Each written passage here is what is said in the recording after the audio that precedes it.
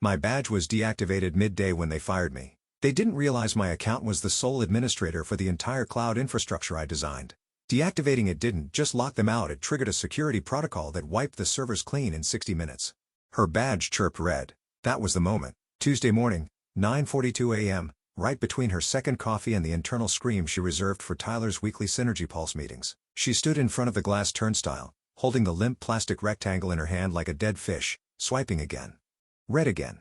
Red. The security guy, Lewis, sweet kid, once cried during a fire drill, wouldn't make eye contact. Instead, muttered something about instructions from HR and stared deep into his walkie-talkie like it held the secrets of the universe. Then her phone buzzed. One new email. Subject line, termination effective immediately. No explanation. No call. No walk down the carpeted hall with a manila envelope and a forced apology.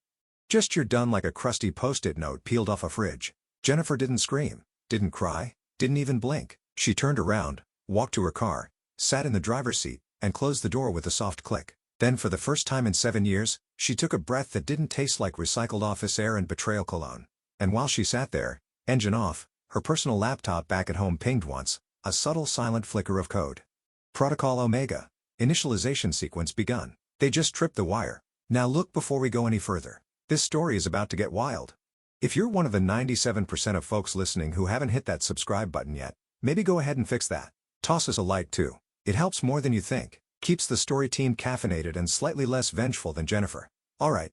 Back to it. She drove home like it was any other Tuesday. Past the Wendy's she used to treat herself to after deployment weekends. Past the old strip mall that used to be a Blockbuster. How a vape shop / gyro stand, radio off, silence thick. Her mind was already racing, retracing breadcrumbs, checking digital tripwires she'd baked into the system years ago because Jennifer wasn't stupid. She'd seen it happen before. Brilliant engineers cut out without transition. Their work pillaged, their names forgotten. Not this time. At 10:27 a.m., halfway through a lukewarm mug of chamomile, she opened her terminal. There it was. Call Omega. Step 2 of 12. Contingency checksum initiated. She sipped, watched the rain trace crooked lines down the window and felt not relief, not rage, just clarity. 7 years. 7 years of holding that damn company together while frat brothers played agile theater and marketing morons named things like Cloudpoof and Vision Grid. And now they'd fired the only person who knew where the skeleton keys were buried. What they didn't know, they never bothered to ask, was that Jennifer wasn't just an engineer. She was the infrastructure. She didn't just build the system. She was the system. Every pipe, every lock, every blind spot she patched while they patted each other on the back for not understanding any of it. Tyler, the new COO, all veneers and vibes, called her legacy overhead in a meeting once, said she was not scalable. Cute, coming from a man who thought Kubernetes was a Peloton class. Tyler made one fatal mistake. He assumed redundancy was about them. Jennifer's redundancy plan had only one purpose, her. By 11:02 a.m., Protocol Omega was in Step 4. Diagnostic scrubs on backup nodes, silent crawl through shadow databases. Nothing erased yet, just ready. The digital equivalent of cocking the hammer and smiling. Her phone buzzed again. Voicemail from HR. Deleted. Second call, unknown number, declined. We're starting to realize something was off, but the real panic wouldn't start for another hour, right around 1:06 p.m. when the first cluster would go dark and no one would know why. Jennifer stretched, poured herself another cup, and cracked her knuckles over the keyboard. She wasn't done watching. She was just getting comfortable. The building used to be a thrift store. Jennifer remembered that. Back when she first got the job, hadn't even replaced the mannequins in the window yet. Some idiot had put a server rack where the dressing rooms used to be and asked her, dead serious, if cooling fans came in scented. She was 35 when she took the role, hired as a DevOps liaison, which really meant fix whatever the CTO's cousin broke. It was supposed to be a 6-month contract. 7 years later, only thing that hadn't changed was the broken HVAC unit humming like a dying bee colony in the ceiling above her desk. Jennifer never complained.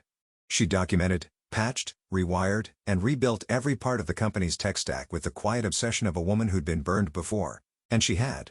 Her last job stole her architecture, slapped someone else's name on it, then let her go when she questioned their vision realignment. Betrayal still sat in her bones like cold metal, sharp, immovable. So this time, she didn't just build systems. She built systems inside systems. Invisible breadcrumbs, identity obfuscations, decoy accounts, and a heartbeat monitor script that only pulsed if she was still present. And behind all that, one name, hers. Buried deep beneath layers of access keys, custom daemons, a documentation structure so twisted no one else could have followed it without a PhD in Jennifer. Her plan was never malice. It was protection, Like building a house with a single hidden exit only she knew about, just in case. Then Tyler came along. He arrived in a range where he parked sideways across 2 handicapped spots, wore his hair gel to a crisp like it owed him money, called himself a fixer, the kind of guy who ended emails with thought the cloud was a literal sky thing. Tyler's second week on the job, he held a town hall and said on a hot mic, no less, that we need to clear out legacy baggage in engineering and make space for high-velocity contributors. She didn't flinch, but something inside her did crack. Not like glass. More like ice. The first time he spoke to her directly, he asked, "So what do you actually do here?" She could have answered. She could have told him that without her, Data would be one spilled coffee away from extinction, that their uptime stats were only impressive because she manually rewrote the monitoring system to filter out false positives his pet consultants couldn't even identify. Instead, she blinked and said, "Just legacy baggage." Let him believe it. Let them all believe it. Because while Tyler was throwing beanbags into a standing desk budget and hiring project managers with motivational, quote, tattoos, Jennifer was building. By her third year, the system had outgrown the company's documentation. That wasn't by accident. She was the documentation. Every route, every daemon, every override protocol had her fingerprints all over it, and none of it pointed back to her directly. She'd made sure of it. An architecture of shadows, beautiful, dangerous, hers. They never saw it. They saw her as the old lady in ops, one who never smiled at happy hour and refused to use Slack emojis. They joked that she was on the spectrum of doom. What they missed, what they all missed, was that the server room ran like a cathedral not because of divine luck, but because she sweated it into obedience. She built redundancy into every single layer, but none of it was for them. No contingency plan ended in their favor. No backup script restored access unless you answered 3 questions only, she knew. If any admin but her pulled the kill lever, the system wouldn't just lock, it would cleanse. Tyler had once asked, snickering, if they were cyber nuke-proof. Jennifer said yes. He left. She didn't. The truth was Protocol Omega wasn't a trap. It was a mirror. It only activated if the system sensed it was no longer safe. Firing Jennifer without offboarding her properly wasn't just negligence. It was the digital equivalent of breaking into a bear's den and farting. And now how that bear was awake and the ecosystem it guarded had already started to rot, they called her overcautious, said she hoarded knowledge. Hell, HR had once flagged her for not documenting team-wide processes, never mind the fact that her team was a Slack channel with one other guy who thought Jason was a Packaman. Humiliation? Sure, for a while, until humiliation calcified into intention. They thought she stayed late because she was slow. Truth was, Jennifer stayed late to sew her name into the walls, the ceiling, the crawl spaces of their digital empire, because someday, someone would try to erase her. And on that day, the system would respond not with a scream, but with silence, followed by a whimper, followed by fire. At exactly 1:06 p.m., 60 minutes after they nuked her badge like it was some overdue library card, the first backup node lit up and died. It didn't scream, didn't flash red and blare alarms like in the movies. It simply stopped existing. Node 3B in the East Coast cluster initiated a routine self-check only to find that its own authentication had been revoked by a ghost key. One Jennifer embedded years ago under the label Coffee Break Protocol SH. The purge started like a whisper in a crowded room. Over in the IT bullpen, converted storage closet with bad airflow, and a door that squeaked like it had asthma. Danny, the junior sysadmin with a perpetual Dorito dust mustache, blinked at his screen. Something was off. "Hey, I think the mirrors aren't syncing," he mumbled. "Just restart the daemon," mumbled Asha, eyes glued to her own monitor, half paying attention, half scrolling through some React tutorial she didn't understand but pretended to. Danny did. Nothing changed. In fact, our logs were gone now. That's weird. By 1:12, 4 servers refused connection. By 1:18, their shared credential vault responded with unauthorized access detected. This incident will be reported. To whom? Nobody knew. The system just said it like HAL with a vendetta.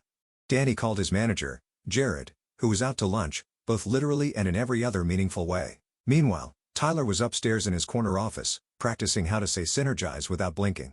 At 1:26, one of the customer-facing dashboards froze mid-refresh. The loading spinner rotated and rotated, then nothing. That's when the first Slack messages started flooding the hash engineering help channel. Anyone else getting credential denied errors? Why is the vault returning 403s? Is Jenkins down? Guys, the staging environment just yeeted itself. And like that, panic started threading its way through the carpeted arteries of the open office. Jennifer? She was curled up on her couch with a blanket and a bowl of off-brand kettle corn watching reruns of Columbo. Every now and then, she'd pause to check her terminal. Protocol Omega. Step 6 of 12 core backup stack a purge complete. She didn't smile. This wasn't satisfying exactly. It was just necessary, like cauterizing a wound. By 1:31, someone finally tried calling her. The call bounced. Jennifer's email had already been deactivated by IT at 9:48 that morning. Automated policy. No override. Her phone extension had been reassigned by HR to some new hire named Travis, who now sounded very confused as irate product managers screamed, "Where's Jennifer?" At 1:36, a software engineer named Lily located the internal network map Jennifer had built 6 years ago, tucked in a private repo titled Definitely Not Critical Zip.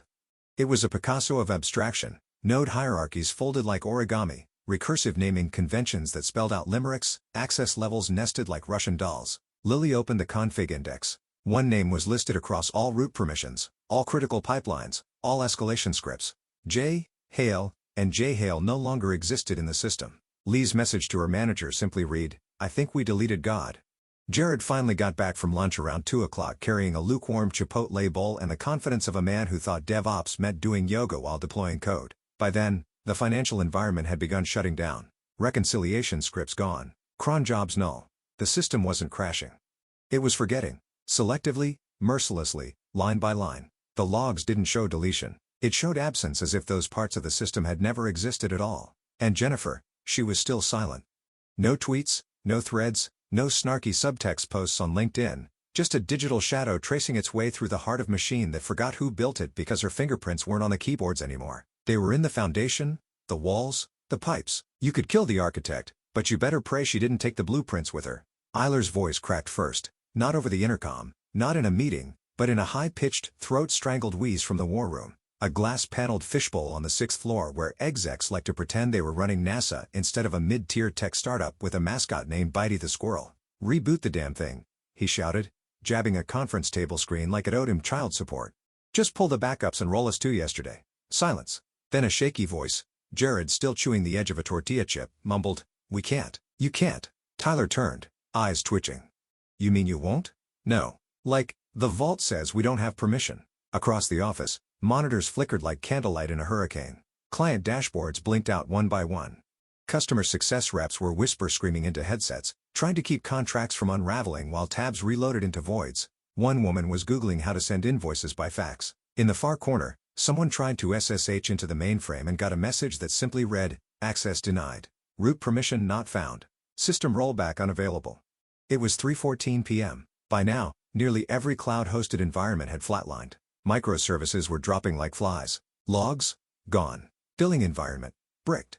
Their flagship product demo page, a lovingly animated walkthrough of their intelligent engagement pipeline, how redirected to a generic 503 screen with a sad squirrel icon and the words, "Bitey is taking a nap." At her house, Jennifer refilled her tea. Jasmine green, no sugar, no phone.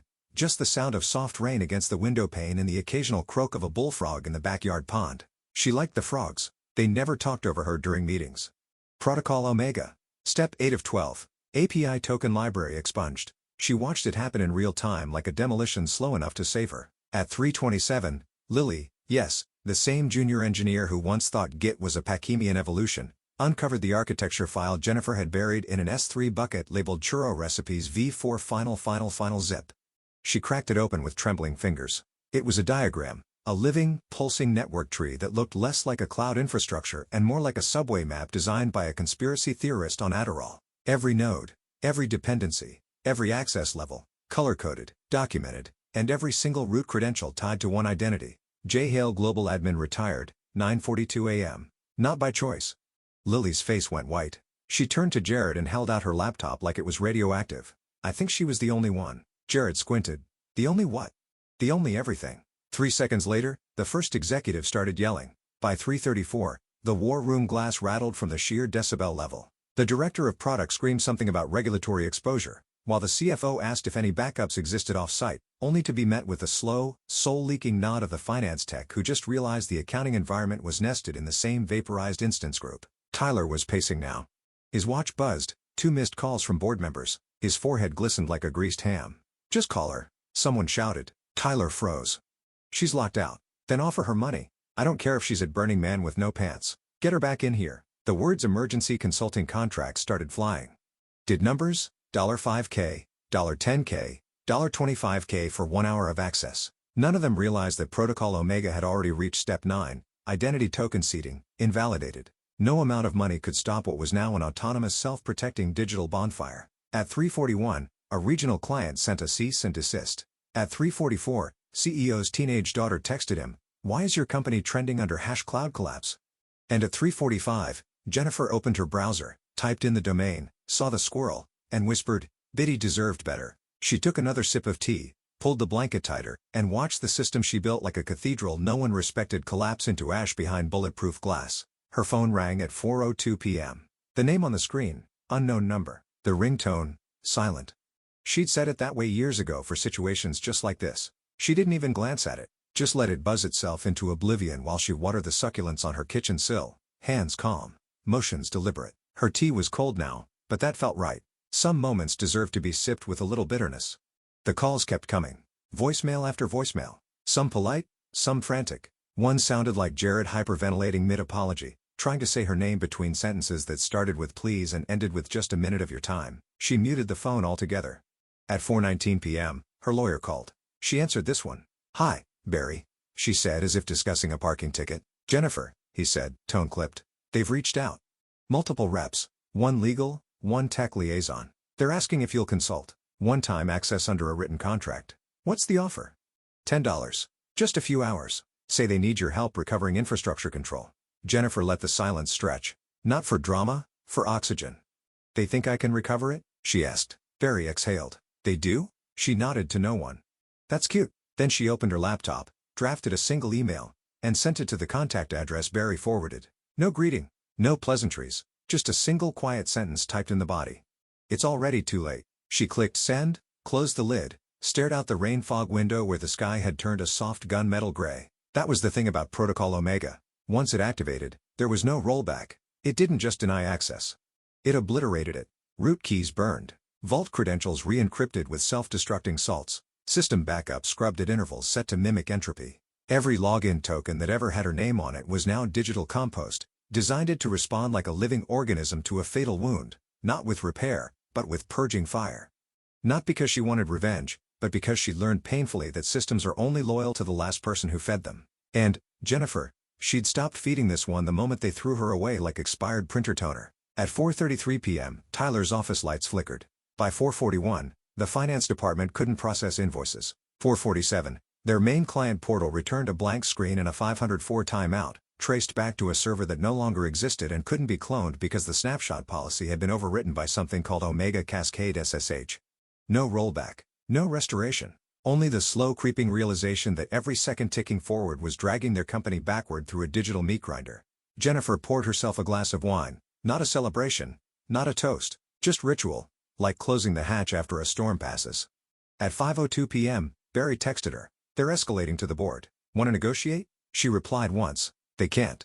There's nothing left to negotiate with." She didn't watch the fallout. She didn't need to because Jennifer knew exactly where every bone was buried, and now so did the fire. By Wednesday morning, the boardroom smelled like stale coffee and the hot, nervous sweat of people realizing they'd misjudged the only person who ever read the onboarding manual twice. 8 directors on Zoom, 4 in the room, one pacing back and forth like a coked-up weatherman trying to predict a digital hurricane that had already flattened the town.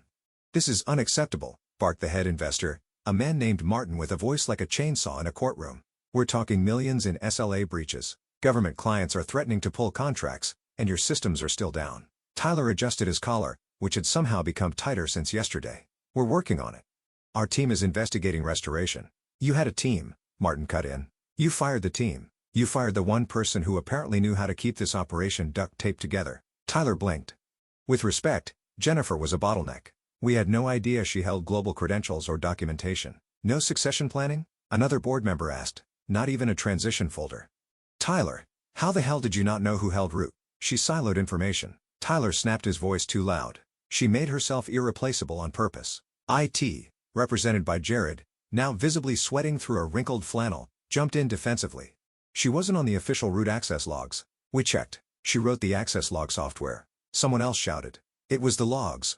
And just like that, the shouting match began. Tyler blamed IT for not flagging her dominance in the architecture. IT blamed HR for terminating without notifying engineering. HR, represented by a shell-shocked intern named Megan, who'd only been on the job 3 weeks, offered the weakest counterpoint known to man. "I just clicked the offboarding button in Bamboo HR." A beat of silence. Then from the far end of the table, CFO muttered, "We're gonna get sued." Everyone paused. They all knew it was true. By 11:20 a.m., Slack had become a digital trench war of finger-pointing, panic gifs, and scrambled attempts to piece together what data, if any, still existed. Somewhere in the mess, someone leaked a private message from the CTO to a product manager. The message read, "Why the hell did we fire her without an asset transition? Who signed off on this? Jesus Christ. Flying blind." It went viral internally within minutes. Someone turned it into a meme. Others used it as a makeshift status update. Tyler tried to initiate an all-hands call, but the Zoom room maxed out then crashed. His follow-up video filmed from his car, face bathed in the harsh light of dashboard LEDs, was clipped, reshared, and auto-captioned with the phrase, "We are exploring restoration opportunities through external partners." Someone edited into, "We are exploring which organ to sell for ransom." Jennifer saw none of it. She wasn't in Slack. She wasn't on LinkedIn. Her name, like her credentials, had been scrubbed from the system, but that didn't mean she was gone. She was there in every shadow file they couldn't decrypt, in every cron job that now executed nonsense, in every customer's dashboard that spun and never landed. She sat at her desk now working on her own codebase fresh, minimal clean. She wasn't gloating. She wasn't laughing because this wasn't revenge. This was necessary. They had built a company on her spine and then acted surprised when yanking her out snapped the whole damn skeleton. At 2:47 p.m., the CTO submitted his resignation, effective Friday, cited philosophical misalignment on infrastructure governance. Tyler forwarded the resignation to the board with a quick note, "We'll find someone more aligned with agile recovery." 3 board members didn't even respond. One sent back a single sentence. "You might be next." Jennifer closed her laptop at 5 p.m. on the dot. She didn't need to hear them scream anymore. She just needed them to listen.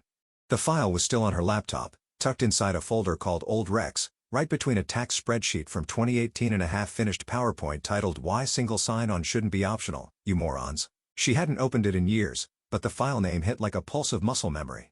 Ops Risk Mitigation Proposal, JHAL Fine Alf 3, PDF. Jennifer double-clicked. The document bloomed onto the screen. A clean, meticulous layout she'd once poured 20 unpaid hours into after watching a competitor implode due to sloppy offboarding. She had submitted it back when the company was still using folding tables for desks before the rebrand, before Tyler, before the ping-pong table, before she stopped believing anyone upstairs could read past a bullet point. She'd written it at night quietly, methodically, because she believed it mattered. It outlined everything: account transitions, access audits, credential lattice maps, contingency flowcharts for every core system. And on page 17, a bold underlined header. Section 6.2, Kill Switch Scenarios. She read the paragraph beneath it out loud, soft and bitter like a bedtime story no one wanted. In the event a root-level architect account is terminated without credential continuity and automated credential signals fail to validate administrator integrity, failsafe protocol may interpret this as a hostile breach. In this case, auto-sanitization procedures may activate, rendering restoration impossible without preloaded off-switch tokens. They didn't even ask her what that meant. They never responded. The proposal had been marked not aligned with company priorities and quietly buried. Tyler once mocked it during an offsite, called it paranoia wrapped in PowerPoint, laughed in front of the whole team, told her to stick to the keyboard stuff. Jennifer remembered nodding and excusing herself early that day. She'd driven home in silence and added Step 12 to Protocol Omega. Now, years later, she read the document again, not with rage, not even with pride, with clarity. It had always been there. The warning, the manual, the one message that could have saved them all. They never read it. They chose not to. She scrolled to the footer, updated the timestamp to today's date, then exported it to PDF and uploaded it. Not to LinkedIn, not to her blog, but to a forum known only to those who understood the weight of uptime guarantees and the sleepless nights of holding entire infrastructures together with duct tape, gum, and sheer spite. The title of her post, "When You Fire Your Architect, Know What You're Firing." She didn't sign it. No name, no initials, just the document. The thread exploded in minutes. People reposted it with captions like, "This is terrifyingly real. I've been there. This woman deserves a statue. Whoever wrote this, thank you for saying what we've all screamed into the void." A reply from someone in Sweden, Protocol Omega. "I thought that was an urban legend." Jennifer closed the tab. She didn't care about the likes or the applause or the digital pats on the back. She cared that someone finally read it, that someone listened.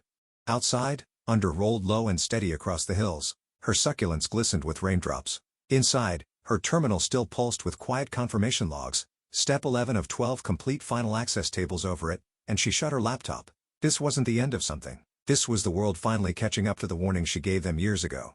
Too bad no one thought to open the damn PDF. Saturday, 8:17 a.m. The company website, once a jittery mosaic of buzzwords, parallax scrolls, and pictures of grinning interns high-fiving over dashboards, now displayed a single brutal line of text. 503, service unavailable. Bitey. The squirrel was gone. So were the login forms, the status pages, the onboarding wizard with the cloying pop-up that said, "Ready to cloud harder."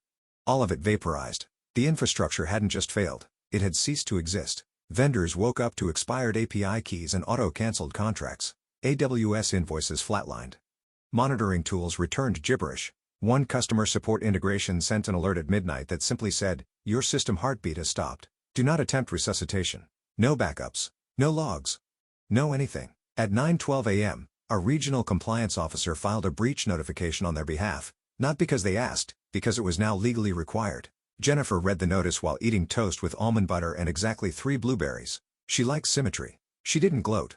She didn't post a victory thread or upload some smug GIF captioned "Guess who had root." She just watched the ash settle, and then her inbox pinged, not the corporate one that was long gone. Her personal one, quiet, clean, and now blinking with a new LinkedIn message from Ava Langston, VP of Talent Acquisition. Orion Tech saw your forum post about risk planning. Elegant and well chilling. We're hiring a CTO. Would love to talk if you're open. Big budget, no frat boys. Also, we read proposals around here. Let me know if you're interested even just to chat. Jennifer stared at the message, and something inside her flickered. Not adrenaline. Not vengeance. Hope. A strange, careful kind of hope. Like finding a green shoot in a field of soot. She clicked Ava's profile.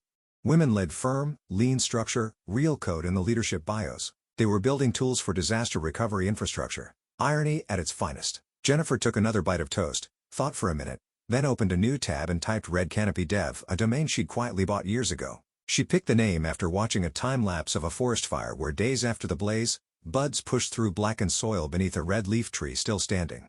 She hit enter. Nothing yet, just a placeholder. But that was about to change. At 10:32 a.m., she spun up a new project scaffold. Clean, elegant. No spaghetti, no secrets. She pulled up her notes, the ones she'd written over the last 3 years, the blueprints for a system that would never need a protocol omega because its foundations weren't built on silence and theft. She wrote 4 words in the new README. "You don't erase me." And beneath it, "You hire me or you get out of my way." She hadn't written those lines for the world. She'd written them for herself. By noon, she'd replied to Ava. Short, direct, clean, interested. Let's talk. Because this wasn't just the death of a cloud. It was the rebirth of the woman who once built it and was finally done building for people who didn't know her name. Monday, 6:45 a.m. For the first saw a latte was poured in the boardroom that used to pretend it ran the world. Before anyone on the now former IT team could Google cyber resilience consultant, before Tyler could rehearse the phrase lessons learned in front of his mirror, Red Canopy Dev went live. No launch fanfare. No ad campaign. Just a quiet ripple. A black and white landing page. Clean code. No animations. No BS. Centered at the top. Bold serif font. Founded by the woman you shouldn't have fired. That was it. No name. No company history. No mission vision values. Fluff. Just that line standing like a gravestone with a pulse. Clicking about redirected you to a single paragraph. It read, "I don't build for companies that gamble with trust. I don't design for execs who measure engineers by their smile count at happy hour, and I don't fix fires I warned you about 3 years ago. Build systems that respect the people behind them." If you get it, you get it. The blog had one post. No comments. No trackbacks. No fluff.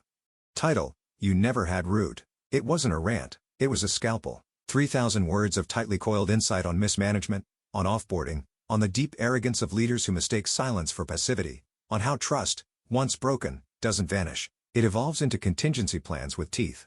She described in abstract what it meant to be the only one in the room who knew where the cables actually went and what happened when the people in charge believed that person was disposable. One sentence landed like a punch wrapped in silk. "We document your future, then you forget our names." Another, "Infrastructure is invisible until it isn't. Then you pay, not just in dollars, but in absence." And the final line, sharp, elegant, irreversible, "You taught me that building alone is risky. Burning it down, that's art." The post hit Reddit within the hour. Hacker News by lunch. Dev Twitter turned it into a manifesto. One thread quoted her and simply said, "This is what happens when you mistake quiet competence for compliance." By mid-afternoon, 5 startups had emailed her job offers. 2 VCs requested intro calls. One journalist called her a digital arsonist with integrity. She declined the interviews. She didn't want a platform. He'd already built one. Back at her old company, what was left of it, Tyler paced the legal floor, chewing antacids like Skittles while outside counsel explained the term constructive sabotage in a tone normally reserved for graveyard instructions. Someone finally asked in a whisper, "Do we even know what she took?" Another answered, "She didn't take anything."